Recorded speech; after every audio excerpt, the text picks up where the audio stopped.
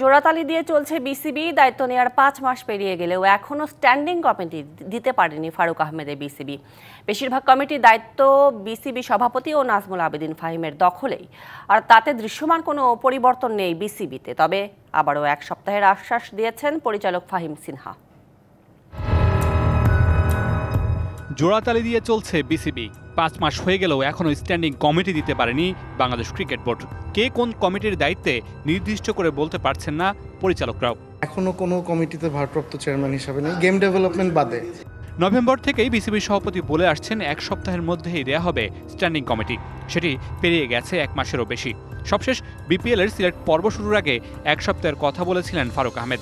এবার বিসিবি সভাপতির মতো এই পরিচালকও শোনালেন সেই 1 সপ্তাহের আশ্বাসের বাণী।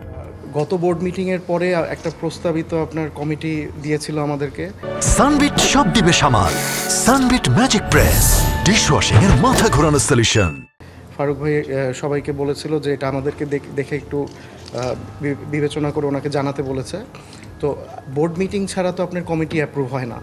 তো ওই বোর্ড মিটিংয়ের পরে এখন পর্যন্ত কোনো বোর্ড মিটিং হয় নাই। এই মাসের মধ্যে যতটুকু জানি এই মাসের মধ্যে হবে। এই বোর্ড মিটিংয়ে দিয়ে দেওয়া উচিত। পাপন যুগে বিসিবিতে দেখা গেছে রাজনৈতিক প্রভাব। জাতীয় নির্বাচন থেকে শুরু করে একটি দলের স্বার্থ রক্ষায় ক্রিকেট বোর্ডকে ব্যবহার করা হয়েছে বারেবার। 5 আগস্টের পর কতটুকু বদলেছে পরিস্থিতি?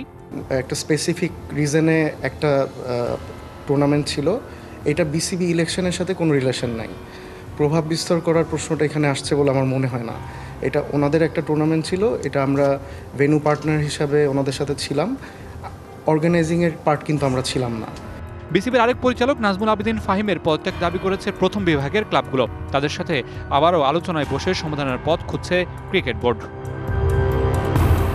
Mamunur Rashid, DBC news, Dhaka.